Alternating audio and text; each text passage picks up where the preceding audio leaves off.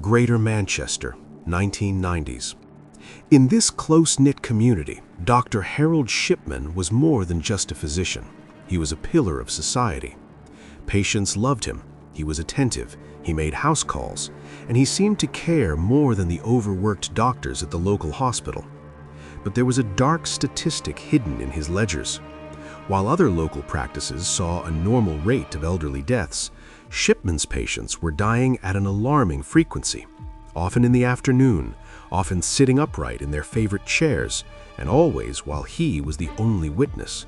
He wasn't a monster who lurked in alleys. He was the man who held your hand and promised to make the pain go away. To understand Harold Shipman, you have to look at 1963. At age 17, Harold watched his mother, Vera, die of terminal lung cancer.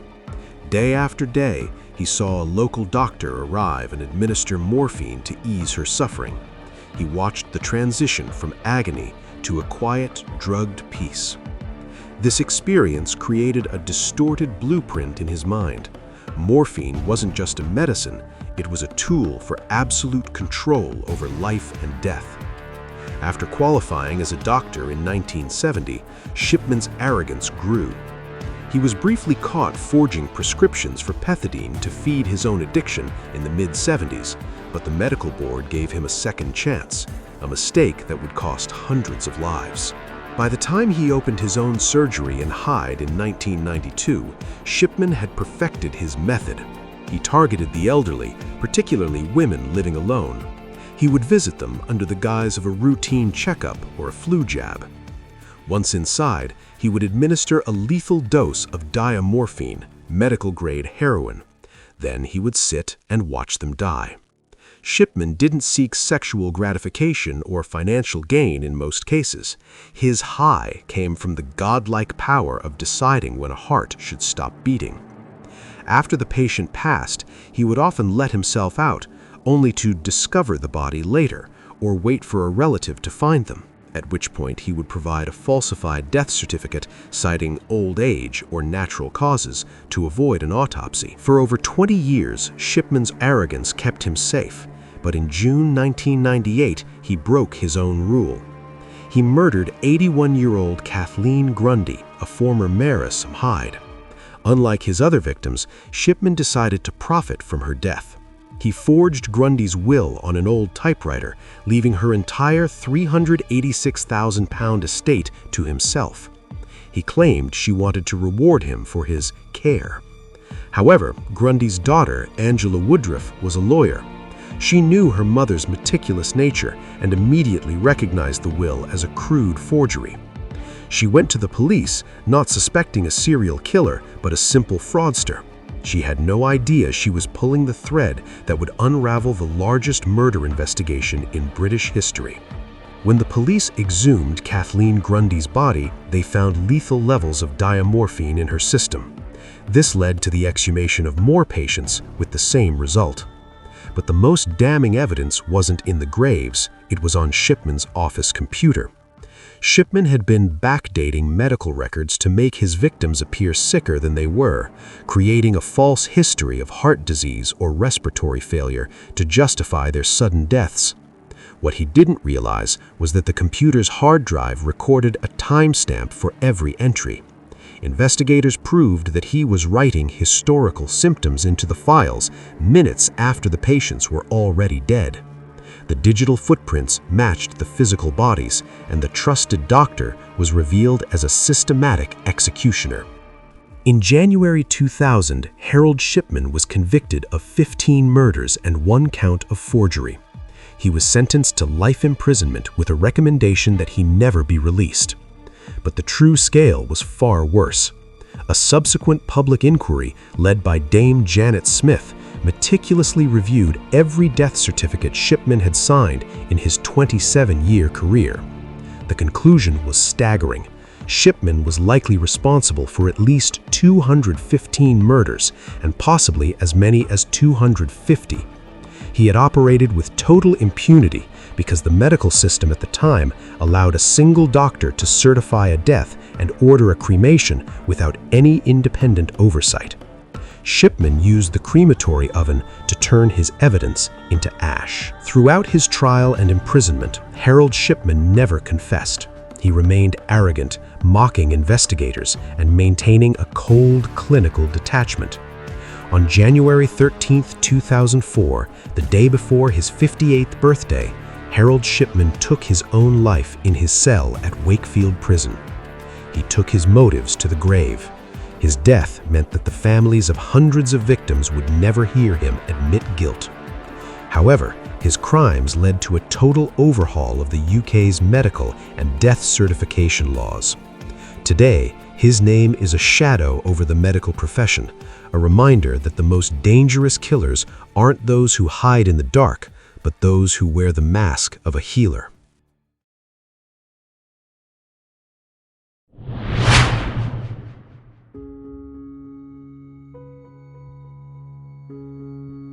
Florida in the late 1980s wasn't all theme parks and beaches. Along the I-75 corridor, a different kind of life existed, a world of truck stops, cheap motels, and highway hitchhikers. In 1989, the bodies of middle-aged men began appearing in the woods along these roads. They were all shot multiple times with a .22 caliber handgun. The victims were varied: a shop owner, a missionary, a retired merchant seaman, but they all had one thing in common: they had picked up a hitchhiker. The police were baffled. At the time, the FBI's profile for a serial killer almost exclusively described a male.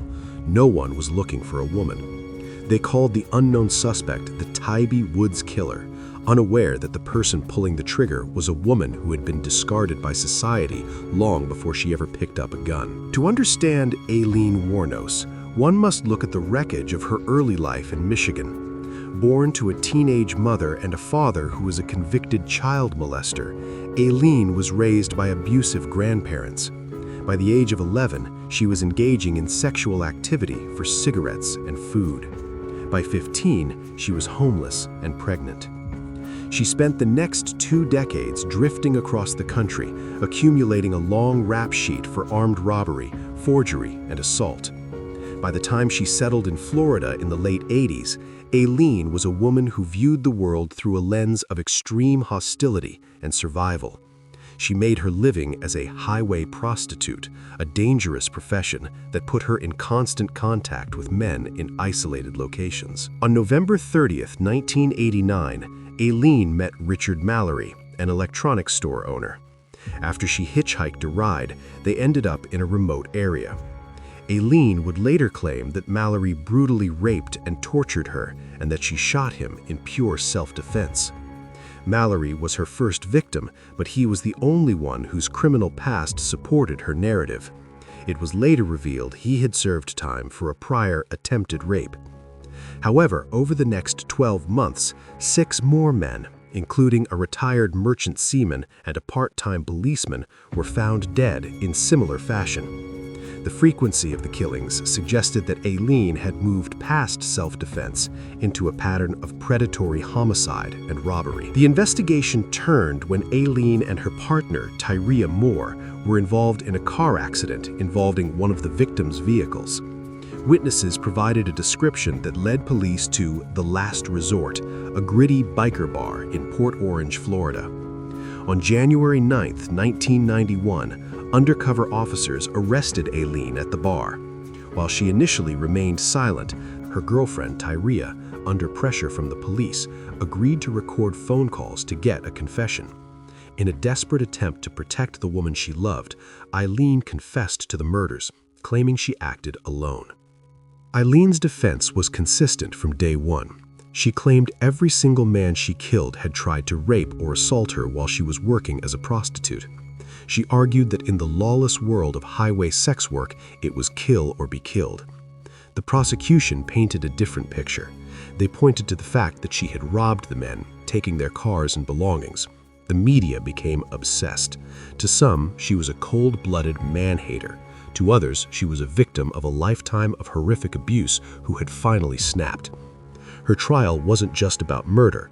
It was a trial of her lifestyle, her past, and the failure of the systems that were supposed to protect her as a child. She was ultimately sentenced to death for 6 of the 7 murders. Aileen spent 10 years on death row, and during that time, her mental health visibly spiraled.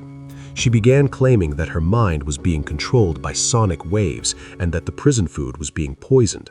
She fired her legal team, dropped her appeals, and declared that she hated human life and would kill again. On October 9, 2002, Aileen Wuornos was executed by lethal injection. Her final words were a cryptic reference to the movie Independence Day, claiming she would return with the mothership. Her story remains a landmark in criminal psychology. It forced law enforcement to broaden their understanding of female violence and the long-term effects of childhood trauma. Aileen Wuornos wasn't a master manipulator like Ted Bundy or a quiet neighbor like Jeffrey Dahmer. She was a product of the darkest corners of the American dream, a woman who lived a life of violence and died by the same hand. Her case serves as a grim study of how a lifetime of being a victim can, in extreme circumstances, create a victimizer.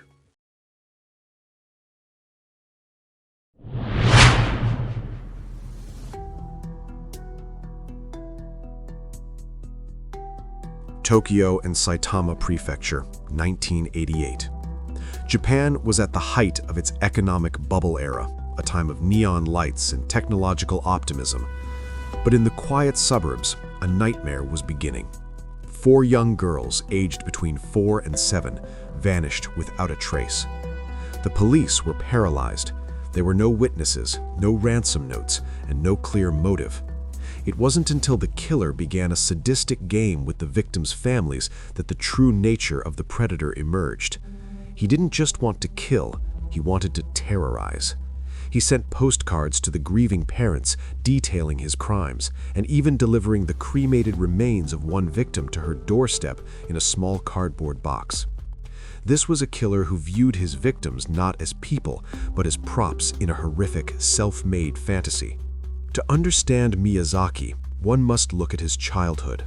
Born prematurely with deformed hands, his wrists were permanently fused, preventing him from turning his palms upward. He was a target for bullying and felt deep shame. He was a loner who found solace in the growing world of anime, manga, and slasher films. Miyazaki lived in a shack on his family's property, surrounded by thousands of videotapes. He was a failed printer who had retreated entirely into a fictional world. When his grandfather, the only person he felt a true connection to, passed away in 1988, Miyazaki's fragile grip on reality snapped. He reportedly believed that by consuming the essence of young girls, he could bring his grandfather back or achieve a sense of magical power that his physical disability had denied him. Between August 1988 and June 1989, Miyazaki's spree was relentless. His first victim was 4-year-old Mari Kano. He lured her into his car, murdered her, and kept her body in his room for days. Over the next 10 months, he took the lives of Masami Yoshizawa, Erika Namba, and Ayako Nomoto. His crimes involved extreme post-mortem desecration. He would film his victims and later watch the footage in his room, blurring the lines between the horror movies he collected and the reality he was creating. In one of the most chilling acts of psychological warfare in criminal history, he sent a letter to the media under a female pseudonym, Yuko Imada, claiming responsibility for the murders and mocking the police's inability to catch him. The otaku murderer was finally caught not through brilliant detective work, but through his own brazenness. In July 1989, Miyazaki was spotted in a Tokyo park attempting to take photos of a young girl. When the girl's father confronted him, Miyazaki fled to his car. The father managed to note the license plate. When police raided Miyazaki's home, they were unprepared for what they found. His room was a literal labyrinth of over 6,000 VHS tapes, ranging from innocent cartoons to extreme splatter horror films and child pornography. Tucked away among the tapes were the personal belongings of the missing girls and rolls of film containing photos of the crime scenes. The quiet, shy otaku was revealed to be a calculating necrophile and serial killer. The arrest of Tsutomu Miyazaki sent shockwaves through Japanese society. The media focused heavily on his collection of manga and videos, coining the term otaku murderer. The word otaku, which simply referred to someone with an obsessive interest in hobbies, suddenly became synonymous with socially stunted predator. A massive crackdown on the anime and manga industries followed. Parents across Japan threw away their children's comic books, fearing they would become the next Miyazaki. This case birthed the modern moral panic in Japan regarding the influence of violent media on isolated individuals. Miyazaki himself claimed in court that he was a man of two personalities and his Rat Man alter ego was responsible for the killings, a claim the psychiatric community largely rejected as a play for an insanity defense. Miyazaki's trial was one of the most exhaustive in Japanese history. It took over 7 years for the Tokyo District Court to deliver a verdict. Throughout the proceedings, Miyazaki remained detached, often drawing strange sketches in the courtroom and speaking in incoherent metaphors about his grandfather. The court ultimately ruled that while he had a personality disorder, he was fully aware of the illegality of his actions and had meticulously planned the abductions to avoid detection. He was sentenced to death in 1997. The appeals process lasted another 9 years, during which Miyazaki showed zero remorse, famously stating that he felt cleansed by his actions. His father, unable to bear the shame of his son's crimes, committed suicide by jumping from a bridge during the trial. Tsutomu Miyazaki was executed by hanging on June 17, 2008. His death did not end the debate he started. He remains a case study in the dangers of hikikomori, or extreme social withdrawal, and the psychological impact of childhood physical trauma combined with social isolation. His case forced Japan to modernize its forensic child abduction protocols and led to stricter regulations on adult content. But the shadow he cast over the otaku subculture lasted for decades. He is remembered not as a genius, but as a man who lived in a world of tapes and paper, unable to distinguish between the screens he watched and the lives he destroyed. He remains the definitive face of the quiet monster, the neighbor you never suspected until it was far too late.